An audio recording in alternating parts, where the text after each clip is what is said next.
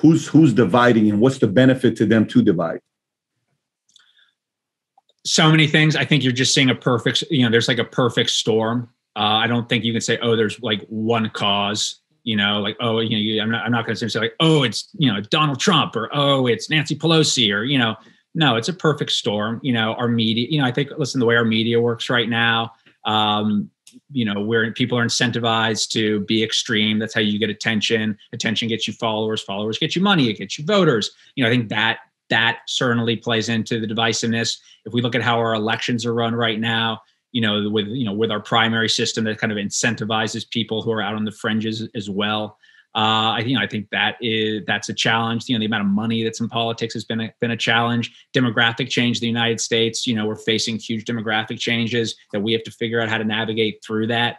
All these things are happening, and they've happened before. I mean, the United States has had to figure out how to be the United States and constantly reinvent itself before.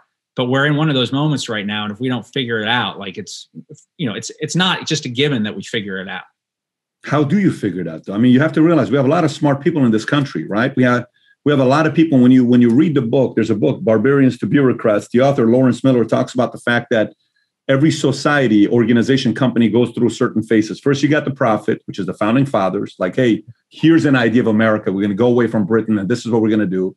Then you got the barbarians. These are guys that are willing to go to war and fight and do the dirty work. They get the scars, all this dirty things that happens to them, but they handle it. They're not afraid. Then you have the builders and explorers, which is the industrial age.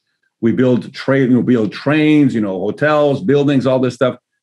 Then shows up the administrators, the lawmakers, then the bureaucrats, then the aristocrats, and they screw the whole thing up. We're in the bureaucrat and this aristocrat phase right now, but it says in order to save it and prevent this from happening, you need a synergist or a group of synergists.